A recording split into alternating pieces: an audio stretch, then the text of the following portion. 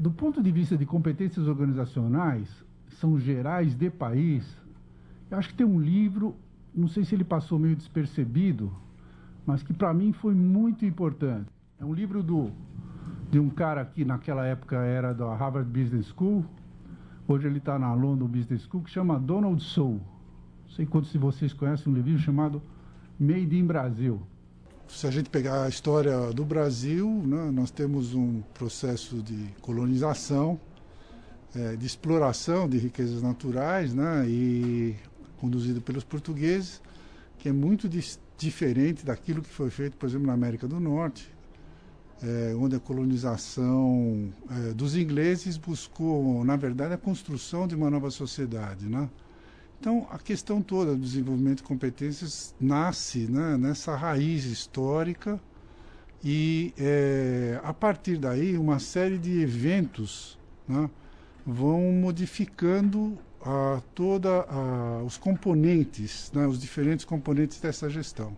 O primeiro ponto notável do Fordismo-Taylorismo é um experimento que foi feito, experimento não, uma prática que foi desenvolvida pelo exército americano num lugar chamado Springfield, que é perto de Boston, onde eles começaram pela primeira vez a desenvolver a ideia de intercambiabilidade ou intercambiabilidade, não sei quantos bits tem nisso, intercambiabilidade de peças, né?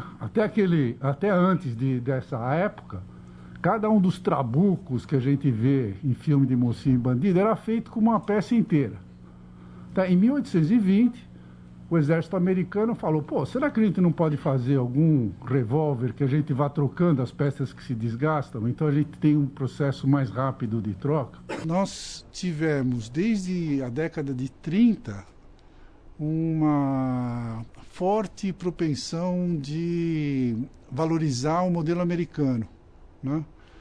Eu lembro que as primeiras multinacionais que se instalaram aqui foi em 1919 até 1925. Então tem uma série de eventos que vão ocorrendo aos poucos e que vão influenciando esse processo. Então, na verdade, todo o conjunto de competências que um país desenvolve é fruto desse processo histórico, das raízes culturais, de todos os processos sociais, né? E é lógico de políticas econômicas políticas econômicas sociais que ele vai adotando. Historicamente, nós vamos ter o desenvolvimento de dois modelos de gestão na história brasileira. É um modelo de gestão das empresas privadas, né, que toda uma série de autores classifica de uma maneira como que fosse pouco competitivo, muito com baixa capacidade de planejamento, pouco envolvido em tecnologia, porque evoluiu em condições de um mercado extremamente protegido e subsidiado, do ponto de vista privado. E, de outro lado, você tem as empresas estatais, criadas desde a década de 40, que, como empresas estatais, tiveram outro tipo de inserção, mas, durante esse período, por uma série de circunstâncias, desenvolveram competências de produção e tecnológicas muito fortes. Todas elas são fortes tecnologicamente. Esses dois modelos, acho que conviveram paralelamente até o final da década de 80, quando a gente realmente tem que partir, né, e aceitar um modelo da globalização. O que ocorre a partir de 1990 é o seguinte, é uma depuração de quem que realmente conseguiu aproveitar as oportunidades de desenvolver competências enquanto o mercado era protegido e subsidiado, e teve uma série de empresas que tiveram essa visão, que tiveram essa proposta e que se deram muito bem. E teve uma série de outras que não o fizeram e que rodaram. Ao mesmo tempo, a gente teve a privatização das empresas estatais.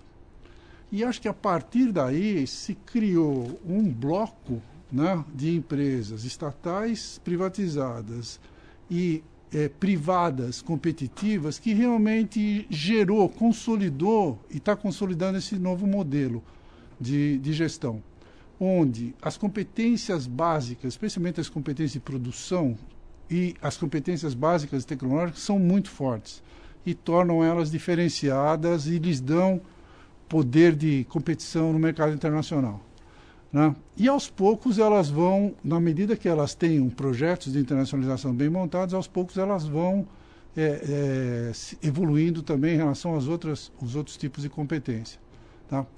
Tem alguns casos diferenciados, por exemplo, a Embraer, né, que não necessariamente a competência de produção é que fez toda a diferença, mas é uma competência de desenvolvimento de produto e integração de sistemas. O que eu estou aprendendo com as multinacionais é que esse é uma imposição, né, para quem quer internacionalizar, que é inclusive mais forte do que a imposição que é feita para as empresas que estão no local para onde a empresa vai internacionalizar. Suponha que alguém quer internacionalizar para Frankfurt, na Alemanha, tá? Quer dizer, deve haver todo um entendimento do que é responsabilidade social das empresas naquela região, tá? Que vai mapear o trabalho dessas empresas.